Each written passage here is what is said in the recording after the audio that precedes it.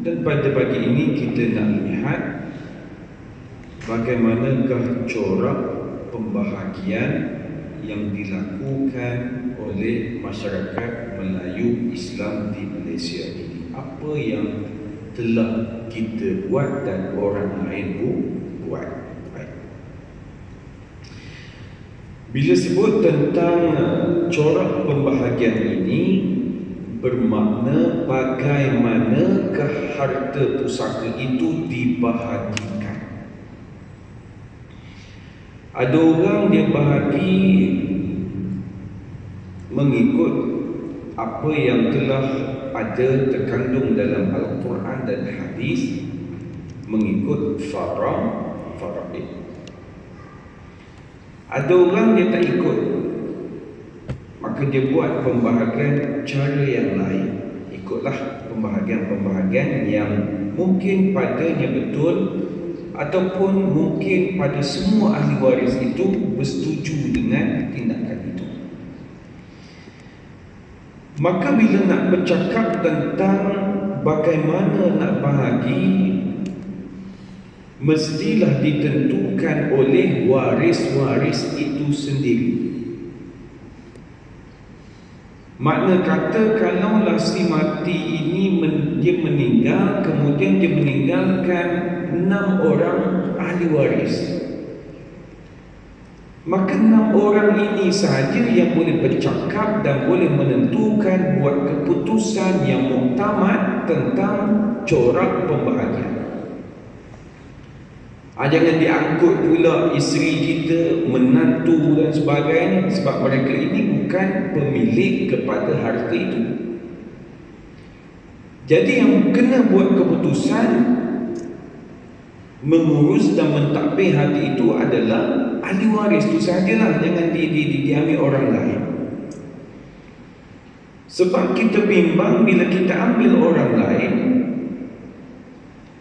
maka keputusan itu diganggu gugat oleh mereka.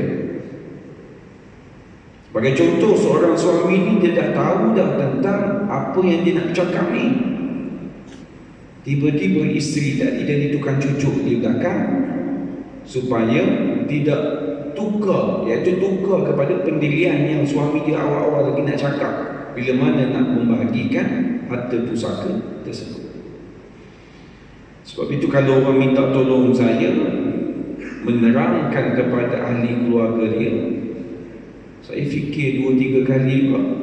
Sebab kadang-kadang orang minta tolong, dia kata, "Ustaz, boleh tak ambil satu masa terangkan kepada ahli keluarga saya bagaimana nak bahagi pusaka? Sebab saya terang dah, mereka tak setuju dengan saya." Maka saya jawab balik, kalau Tuan Haji terang pun mereka tak setuju, apatah lagi saya orang luar nak pergi terang. Lepas tu dia kata, Ustaz, saya bukan Ustaz pula. Tapi bila cerita bab Ustaz tak Ustaz ni pun, saya pernah ada pengalaman yang mana ada jemaah tanya pada saya tentang sesuatu hukum, maka saya terang pada dia. Maka jemaah ini dia pergi terang kepada ahli keluarga dia, maka ahli keluarga dia tak setuju. Dia pula tanya jemaah ni, kau dapat mana ni? Maka dia jawab, dia dapat daripada ustaz dia lah, saya. Maka ahli keluarga sebelah sana pula jawab, itu ustaz kau, ustaz aku jawapan lain. Jadi gaduh pula lah antara ustaz-ustaz. Baik, kita buat sebagai contoh. Si mati ini meninggalkan suami, si mati ini meninggalkan bapa, meninggalkan ibu, meninggalkan atuk sebelah bapa, meninggalkan nenek sebelah ibu. Dan si mati ini meninggalkan isteri, si mati ini meninggalkan adik-beradik dia, dan si mati ini meninggalkan 4 orang anak, 2 lelaki, 2 perempuan.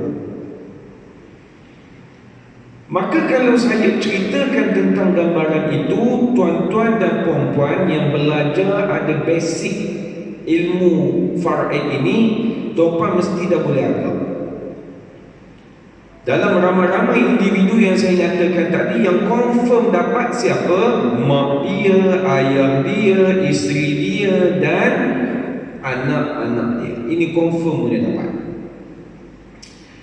Habis tu atuk dengan nenek tadi, habis tu adik-beradik tadi, ini belum. Kena tengok mereka ini dihalang ataupun tidak oleh seseorang daripada mendapat harta pusaka. Maka kalau beginilah gambarannya, dihalanglah sebab si mati ada ayah lagi, kemudian si mati ada anak pula, anak itu lelaki walaupun seorang. Ini kalau ada basic yang kita kata pemahaman harta pusaka itu. Okay. Maka tuan-tuan dan puan-puan, bila kita bercerita tentang pembahagian ini, apa orang Melayu Islam kita di Malaysia ini dia bahagi ikut apa? Maka jawabnya, orang kita ini dia membahagikan harta pusaka berdasarkan pengalaman yang kita dah tengok ini. Mereka bahagikan 3 keadaan. Ada orang buat dengan keadaan yang pertama, ada orang buat dengan keadaan yang kedua, ada orang buat dengan keadaan yang ketiga. Yang pertama, mereka bahagi harta pusaka itu mengikut faraid. Makna kata kalau isteri dapat 1/4, maka 1/4 tak lebih tak kurang, banyak tu saja bahagiannya. Jadi dia ikut sebiji-sebiji lah, seperti mana yang ada dalam hukum faraid. Tapi nak membahagikan faraid ini, nak ikut sebiji-sebiji bukan senang. Sebab kalau melibatkan duit, okey. Tapi kalau melibatkan harta, aset, susahlah sikit. Kenapa Ustaz? Sebagai contoh, si mati ini meninggalkan 10 ahli waris. Dan si mati ini meninggalkan sekeping tanah. Kalau tanah itu kurang daripada 1 ekar, ada negeri yang tidak membenarkan lebih daripada 1 nama. Maka kita ada 10 ni. Macam mana pula kita nak masuk dalam 10 geran, apa ni kita kata geran tanah itu, 10 nama ini? Belum tentu lepas. Sebab terikat pula dengan kanun tanah negara. Habis itu bagaimana Ustaz? Maka ada orang yang tidak boleh bahagi geran tanah itu, bahagian tanah itu, maka dia terpaksa jual. Ataupun siapa yang nak tanah ini dalam 10 ahli waris tadi, sebagai contoh saya nak, maka yang 9 lagi apa cerita? Saya kena bayar bahagian yang ke-99 orang tadi. Jadi dia tersangkut di situ. Kalau melibatkan duit senang, tapi kalau melibatkan yang bukan duit, dia akan jadi susah. Kadang-kadang terpaksa jual dulu, cari bayar, kena tengok pula value semasa, ataupun nak ikut harga beli dulu, dia terpulang. Jadi yang pertama dilakukan oleh masyarakat kita adalah membahagikan harta pusaka mengikut faraid. Yang kedua, orang kita ini membahagikan harta pusaka, dia bahagi secara pembahagian sama banyak. Sama banyak ini maknanya setiap harta dibahagikan sama banyak, terutamanya bagi anak-anak si mati, sama ada lelaki atau perempuan. Kita dah tahu kan, kalau ikut faraid, anak perempuan akan dapat 1 bahagian, anak lelaki akan dapat 2 bahagian. Tapi ada di kalangan kita dia bahagi sama banyak. Kalau anak perempuan dapat 25,000, yang lelaki pun dapat 25,000. Sebab kalau ikut faraid, yang lelaki 50,000 lah, yang perempuan dapat 25,000, separuh tadi ni. Maka dia bahagi sama banyak. Pembahagian sama banyak ini dianggap tidak mengikut hukum faraid, dan ada setengah daripada kita dia menyebutkan pembahagian sama banyak ini adalah adat. Betul ke tidak panggil adat ni? Jawabnya salah. Sebab kadang-kadang dia cerita pada ahli waris, harta pusaka si mati ni mengikut adat kita ni, orang Melayu ni kena bahagi sama banyak. Salah kalau dia cakap adat tu. Sebab kalau nak sebut adat ini, takut meh-meh pula kepada adat pepatih. Adat pepatih, tuan-tuan dan puan, tidak diiktiraf dalam hukum. Maka itu zaman dulu saja, sekarang dah tak buat dah. Di Negeri Sembilan, di mahkamah saya pun, kalau orang Negeri Sembilan nak membahagikan harta pusaka, kita tak bagi option kepada dia. Okey, puan nak pilih adat pepatih ke faraid? Tak, satu saja, iaitu faraid. Itu dulu dah, tak berubah banyak dah. Baik. Jadi perkataan yang tepat bahagi sama banyak ni apa dia? Iaitulah pembahagian secara berpakat, bukannya adat. Jangan kita sebut adat, sebab bila sebut adat seolah-olah kita terikat dengan adat tersebut. Dalam kaedah fiqhiyah disebut al-'adatu muhakkamatun, iaitu adat yang diiktiraf menjadi hukum. Contoh, harta sepencarian, itu lain. Tapi bahagi sama banyak ini ceritanya apa? Ceritanya adalah berpakat di antara kesemua ahli waris dan mereka bersetuju untuk membahagikan sama banyak, bukan secara adat. Kalau siapa duk sebut adat, kadang-kadang dia akan mengganggu ahli waris yang lain seolah-olah terpaksa ikut dengan adat tersebut. No, jangan sebut adat, mesti dengan berpakat. Itu nombor 2. Kemudian yang ketiga, yang dilakukan oleh masyarakat Melayu Islam kita ini membahagikan harta pusaka itu, iaitu pembahagian mengikut pakatan. Saya sikit-sikit lah sebut pakatan ni, tapi dalam buku sebut pakatan, saya sebutlah pakatan. Betul tak? Jadi pembahagian mengikut pakatan ini bermakna waris-waris membahagikan harta pusaka mengikut persetujuan mereka tanpa mengambil kira bahagian yang mereka sepatutnya perolehi mengikut kadar faraid. Makna kata pembahagian mengikut pakatan ini ahli waris setuju. Sebab mengikut pakatan ini dia tak sama seperti mana sama banyak itu. Mengikut pakatan ini maknanya ada ahli waris yang tak nak ambil bahagian dia. Ada ahli waris yang sepatutnya dia dapat banyak, aku tak nak banyak, aku nak sikit sahaja. Dia macam-macam. Tetapi disandarkan kepada apa?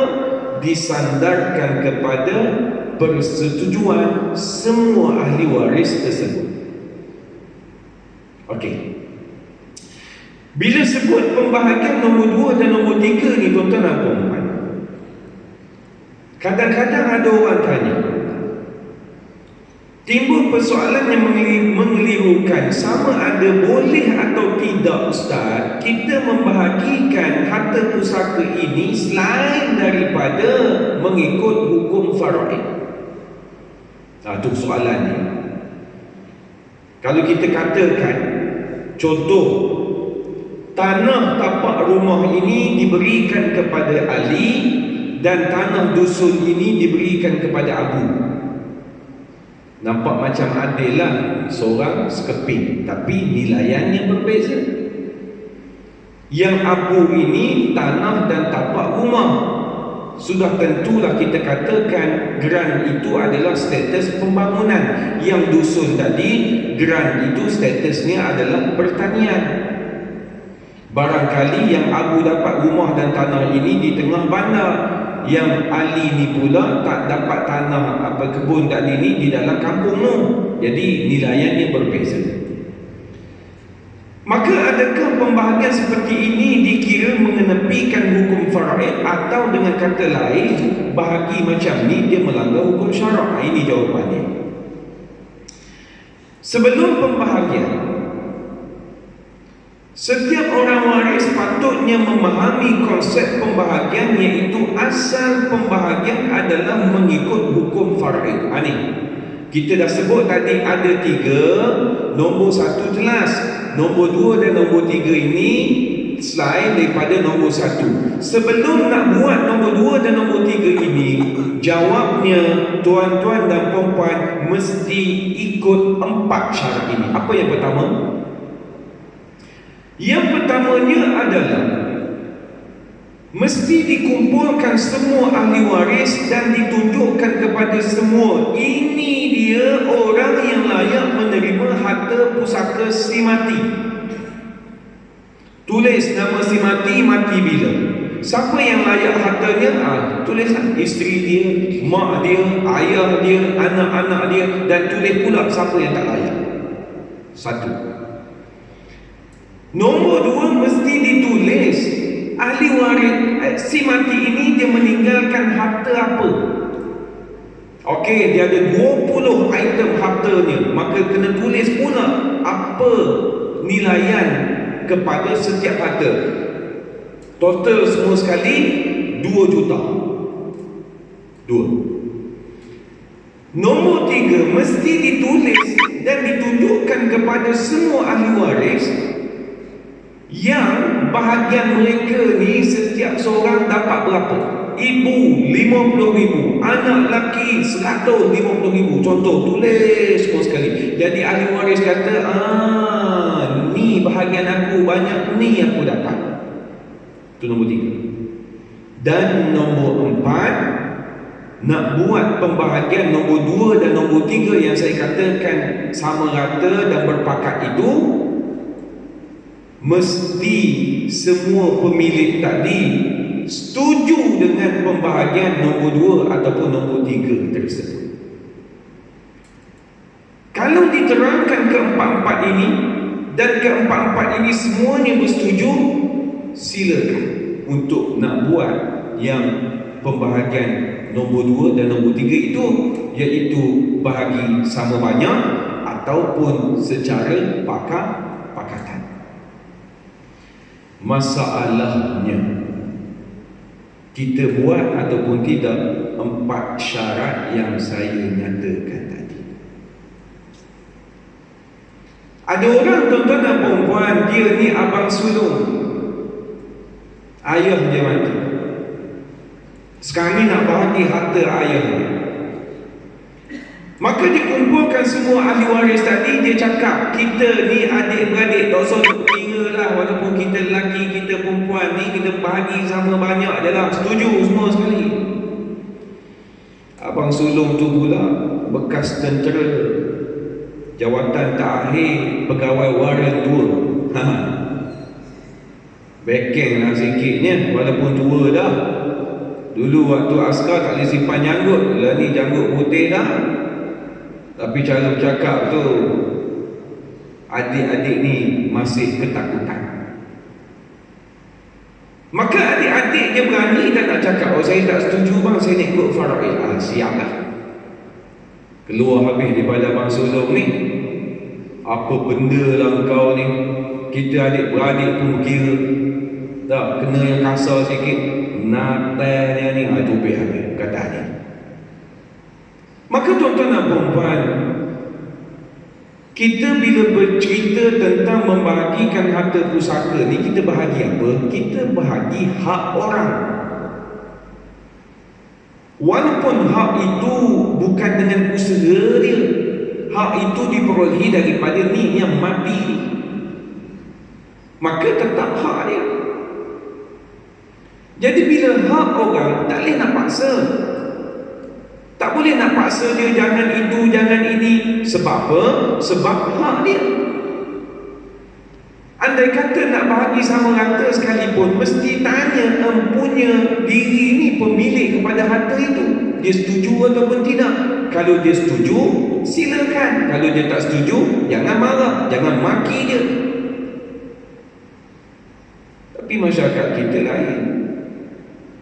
Bila mana ada cadangan, kita kata 5 ahli waris, 5 beradik, 4 tadi setuju bahagi sama rata. Tiba-tiba yang seorang ni tak setuju. Apa yang 4 ni akan kata pada yang seorang tadi? Macam-macam dia akan kata. Adakah berdosa dengan dia tidak bersetuju itu? Tidak, sebab terpulang kepada dia. Tapi ada di kalangan kita, disebabkan dia yang jaga arwah ayah tu waktu sakit, dia yang paling kuat menjaga, terpaksa korbankan macam-macam. Dia pula anak perempuan, adik-beradik pula tak setuju nak bagi sama rata. Dia mula rasa apa? Dia mula rasa tertekan. Sebab aku yang jaga, kau tu Kuala Lumpur. Waktu ayah sakit haram tak turun pun, tapi waktu ayah mati baru kau datang. Lepas tu waktu nak bagi pusaka, waktu tu kau datang. Jangan begitu. Sebab yang membalas jasa kita menjaga ayah kita waktu sakit dulu bukan harta pusaka. Yang membalas adalah Allah Subhanahu wa Ta'ala. Itu kena yakin kat situ. Sebab ada orang dia percaya kepada harta itu yang membalas jasanya. Salah dengan buat begitu. Yang membalasnya adalah Allah. Cuma ceritanya kita tak nampak pembalasan itu. Bila akan nampak? Sabarlah. Akan ada, Allah Ta'ala akan balas. Cepat atau lambat, kadang-kadang tidak dibalas di dunia, barangkali balas di akhirat sana. Okay. Maka hukumnya kita nak buat yang nombor 2 dan nombor 3 ini, tuan-tuan dan puan, adalah diharuskan, malah digalakkan. Boleh rupanya. Tidak melanggar kepada hukum syarak dan tidak menyanggahi hukum faraid itu. Tapi dengan syarat yang saya nyatakan yang 4 benda tadi. Tuan-tuan kena ingat 4 benda itu. Jadi pembahagian secara muafakat bersetuju ini sebenarnya disandarkan kepada apa, Ustaz? Disandarkan kepada konsep taharus. Konsep apa? Taharus. Taharus ni maknanya apa? Kita melepaskan diri kita daripada mewarisi harta pusaka tersebut. Kita tak ambil bahagian kita. Sebab itu tuan-tuan dan puan-puan, sebagai contoh, ayah kita ni dia ada kereta sebiji. Kereta habis hutang lah, kereta buruk. Maka tanya kepada semua ahli waris, siapa nak kereta ni? Tak nak, maintenance tinggi. Maka adik yang bongsu kata, okeylah aku ambil, kebetulan aku tak ada kereta, aku nak kereta ni. Sekarang ini geran itu nama siapa? Nama si mati. Bagaimana nak berpindah kepada adik bongsu yang dia kata dia nak tadi dan ahli waris lain tak nak? Adakah pergi ke JPJ, bawa semua ahli waris, tuan, kami semua tak nak serah pada adik ni, maka JPJ akan buat tak? Tak, JPJ tak akan layan. Apa yang pihak JPJ nak? Dia nak satu perintah. Kalau di mahkamah syariah kita panggil perintah taharus itu, maka dengan perintah itu JPJ akan tukar geran kereta itu kepada, nama itu kepada yang adik bongsu kita yang kita buat contoh tadi. Jadi bila di mahkamah, mahkamah akan tanya, setuju atau tidak? Setuju. Setuju melepaskan bahagian awak untuk kereta ini? Setuju. Maka dia akan letak mana yang setuju, kosong nisbah kosong, kosong nisbah kosong. Yang nak diberikan pada dia nama sekian-sekian, 1 nisbah 1. Maka bawa perintah itu, JPJ terima dan ditukarkan geran kereta itu kepada nama yang kita nak letakkan tadi. Maka tuan-tuan dan puan-puan yang dirahmati Allah sekalian, bila kita nampak 3 keadaan ini, saya yakin dan percaya ada di kalangan kita yang membahagikan harta pusaka itu mengikut nombor 2 dan nombor 3. Saya yakin. Cuma saya bimbang pembahagian itu dibuat nombor 2 dan nombor 3 itu, tetapi tidak melalui proses yang betul. Apa maksud saya? Walaupun kita kumpulkan ahli waris dan ahli waris semua setuju, saya bimbang persetujuan itu hanya di mulut tapi bukan di hati. Contoh yang saya katakan tadi, yang mana dia nak bersuara tetapi dia bimbang ahli waris lain cakap yang bukan-bukan. Ada tak berlaku? Ada kan? Jadi bagaimana nak mengatasi masalah ini? Dan ada orang tanya, Ustaz, mana lebih afdal, kita nak bahagi pusaka mengikut faraid ataupun kita nak bahagi pusaka mengikut nombor 2 dan nombor 3 yang Ustaz nyatakan tadi? Ini jawapannya. Berkata guru saya almarhum Dr. Saleh, waktu saya belajar di Kolej Agama Sultan Zainal Abidin Kuala Terengganu dulu, yang pesan ni guru saya mati dah dia. Dia pesan dulu 2005 ke 2006, saya lupa dah. Tuan mati dah tapi pesanannya ada lagi di dalam ingatan saya. Apa dia nak katakan? Dia kata kalau kita nak bahagi sama rata ataupun kita nak buat secara persepakatan ahli waris, semolehnya adalah bahagi dulu mengikut faraid. Apa maknanya? Makna yang dia kata ini adalah ambil harta tadi Puan Hajar, serah dulu kepada ahli waris yang penerima tadi. Serah tu macam mana? Ada di tangan masing-masing. Kita ikut sepijik-sepijik yang telah ada dalam hukum faraid itu, serah kepada mereka. Kalau duit seorang dapat 25,000, serah 25,000, letak tak apa dia. Ambil. Maka dia pesan, tutup majlis tersebut dengan wabillahi taufiq wa hidayah, wassalamualaikum warahmatullahi wabarakatuh. Dia kata tutup terus. Lepas daripada itu, contoh, saya ni dapat 2 bahagian. Saya anak lelaki, Nuh adik saya yang bongsu tu perempuan, dia perempuan, dia dapat 1 bahagian. Maka siapa-siapa yang nak bagi sama rata dan sebagainya, pergi panggil adik perempuan tadi. Minah, mari sini. Kenapa bang? Aku ni anak lelaki, faraid tadi aku dapat 2 bahagian. Sekarang ni 50,000 ni bahagian aku. Nah, 10,000 aku beri pada kau. Saya bagi macam mana? Saya bagi setelah saya ambil bahagian saya. Sebab manusia punya style, selagi mana dia tak pegang, kita tak boleh nak cakap jawapan dia sama sebelum dia pegang dan selepas dia pegang. Macam kita lah, kalau aku kaya Masjid Bukit Indah ni sekarang ni 2 tingkat, aku jadikan 4 tingkat. Ni ayat dia sebelum dia kaya. Maka Allah Ta'ala bagi dia kaya. Maka seluruh AJK masjid ni pergi jumpa dia. Mana janji kau, kami nak tuntut dan kau nak buat 4 tingkat. Maka dia pun jawab, buat 4 tingkat ni share, sakit kaki nak naik sampai ke tingkat 4. 3 sudahlah. Tengok, sebelum dia kaya dia jawab 4 tingkat. Lepas dia kaya 3 tingkat pula dah. Beza tak jawapan? Berbeza. Sama juga dengan kes tadi. Manusia ni sebelum dia tak dapat bahagian dia, apa-apa persetujuan dia setuju aja. Tapi setelah dia dapat, barangkali dia jadi tak setuju. Sebab itu jangan duk menipu. Allah Ta'ala dah sebut dah, a'udzubillahi minasyaitonirrajim, ya ayyuhalladzina amanu aufu bil uqud.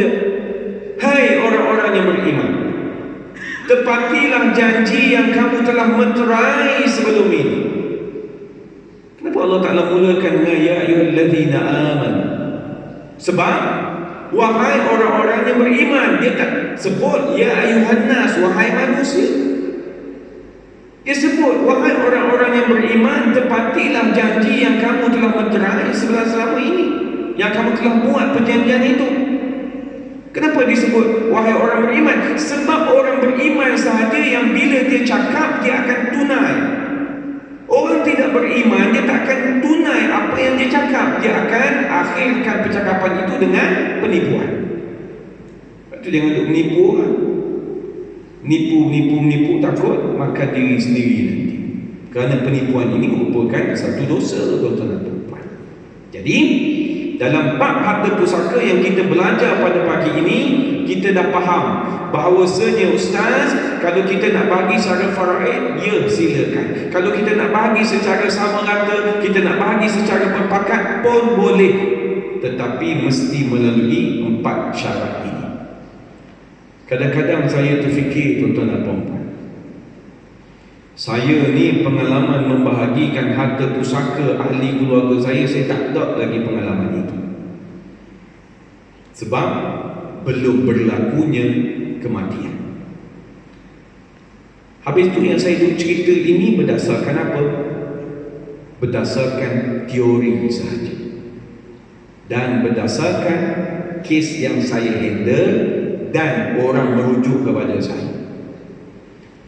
Dalam ramai-ramai orang merujuk kepada saya, kadang-kadang bila mana yang senior tanya saya ini, dia bawakan pengalamannya.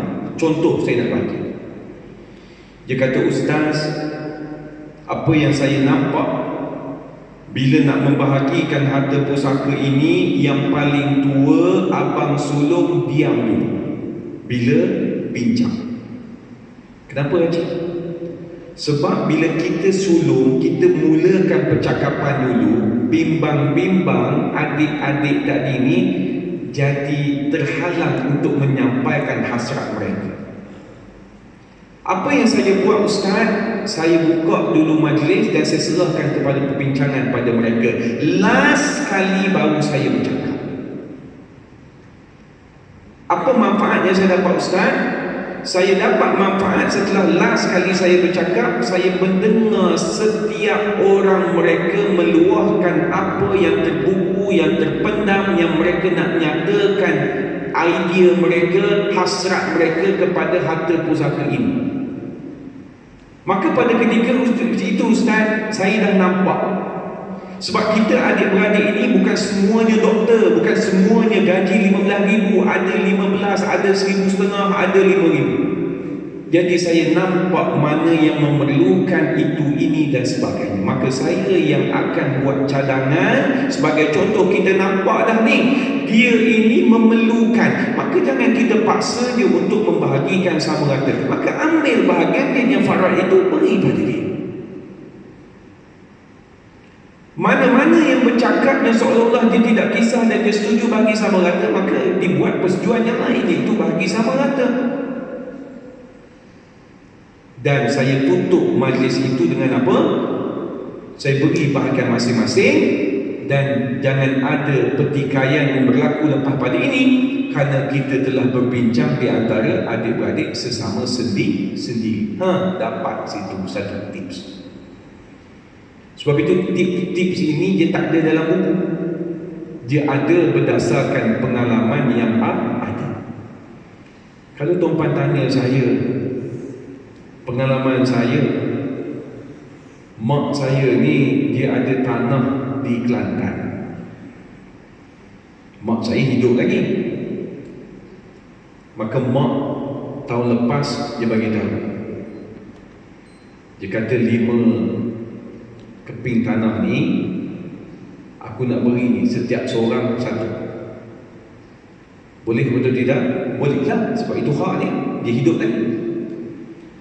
Maka hari raya tahun lepas dia pun cakap, ni ada 5 keping ni, pilihlah siapa nak yang tu yang ni, mak buka peluang. Jadi saya 5 beradik, 4 lelaki, 1 perempuan.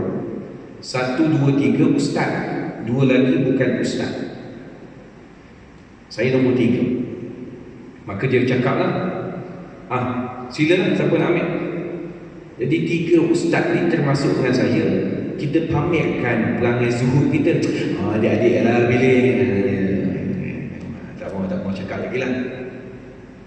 Di tengah-tengah pilih, tiba-tiba adik bawah saya nombor 4, dia kata dia nak tanah ini. Tanah tepi jalan besar, tuan-tuan dan puan-puan. Saya dalam hati, hampir betul kau ambil tanah ni, biarlah aku pilih dulu. Tengok, ni ustaz cakap ni, dalam hati lah, tak cakap depan. Kan? Jadi mak dah bagi dah pilihan, ambil lah siapa cepat dia dapat. Kan? Jadi bila dia sebut dia nak tanah itu, saya pun terus cakap lah, saya nak tanah sini pula lah. Jadi abang-abang saya dapat tanah dalam hutan sikit, sebab dia lambat cakap dia punya pasal. Itu contoh bagi tahu. Sebab itu tuan-tuan dan perempuan, bila sebut tentang harta ini, dia tak kira orang itu ustaz ke, ustazah ke, bukan ustaz ke, bukan ustazah ke, dia ada dalam hati itu satu minat kepada benda itu. Minat itu setiap orang berbeza-beza. Ada orang umur makin tua dia makin tak minat dengan harta dunia. Ada orang umur tua dia makin minat sebab waktu muda dulu dia tak berpeluang. Ada orang waktu muda dia seronok, dia nak tengok orang muda hari ni dapat rumah setingkat, dia nak 2 tingkat, dapat rumah 2 tingkat, dia nak sementi pula, dia dapat sementi, dia nak banglo pula. Selagi mana tak mati, selagi itulah dia buat. Sama juga dengan anak-anak hari ni. Mak ayah beri harta, dia tak simpan, dia pergi jual. Kenapa? Dia nak duit tu tadi. Jadi berbeza-beza pandangan kita. Maka terserahlah kepada tuan-tuan haji dan perempuan hajah apa yang tuan-tuan haji dan puan-puan hajah nak buat dengan harta pusaka yang bakal tuan-tuan haji dan puan-puan hajah tinggalkan. Tetapi kena ingat, satu benda yang saya tak nak tuan-tuan haji dan puan-puan hajah menyesal adalah pastikan harta yang kita cari itu memberi manfaat kepada kita kelak bila mana kita bertemu dengan Allah Subhanahu wa ta'ala. Ada orang tak ingat tentang benda ini. Tuan Haji Puan Hajah nak mengharapkan kepada ibadah, belum tentu. Tuan Haji Puan Hajah nak mengharapkan kepada infak ke jalan Allah, belum tentu. Jadi gunakan harta kita ini untuk memberi manfaat kepada kita kelak. Tapi bagus masjid ini. Setiap kali saya masuk ke pintu ini, subuh saya datang, majoriti yang masuk letak dulu duit dalam tabung sebelum dia langkah masuk ke dewan solat. Tak kisah berapa dia bagi. Maka saya memikirkan orang yang meletakkan duit dalam tabung itu barangkali setiap kali dia hadir untuk solat jemaah. Kalaulah dia hadir solat jemaah ini sudah 20 tahun, agak-agak berapa kali tangan itu dimasukkan ke dalam itu, sampai dia pun tak ingat. Barangkali tindakan yang kita buat itu yang akan membantu kita kelak bertemu dengan Allah Subhanahu wa ta'ala. Sekadar itu saja tuan-tuan dan puan-puan. Kita berjumpa lagi di lain waktu dan lain ketika. Saya ucapkan terima kasih kepada tuan-tuan dan puan-puan atas luangan masa ini, dan kita doakanlah supaya negara Malaysia ini menjadi lebih aman dan makmur. Cuma yang saya masih terkejut sampai sekarang ni, bos saya, kalau sebelum ini kita memanggil Yang Amat Arif Datuk Setia Dr. Haji Muhammad Naim bin Haji Mukhtar, dia dalam servis lagi, kemudian ditarik jadi Menteri Agama baru ni. Jadi sebab akan ada bos lain pula yang jadi Ketua Hakim Syar'i di Malaysia ini. Boleh ambil begitu tuan-tuan kan? Saya pun risau juga 10 tahun nanti orang cantik saya jadi menteri pula lah. Gila aja. Tengok main dia pun terkejut. Tak? Jadi menteri kuliah subuh lagi tak kat sini? Kuliah subuh lagi lah. Tapi datang dengan driver lah kan. Orang main hantar. Gurau itu tuan Haji Muhammad Hajah kan. Dia pun terkejut tuan-tuan dan puan-puan Allah Ta'ala beri kelebihan. Sekadar itu saja. Wabillahi taufiq wa hidayah. Assalamualaikum warahmatullahi wabarakatuh.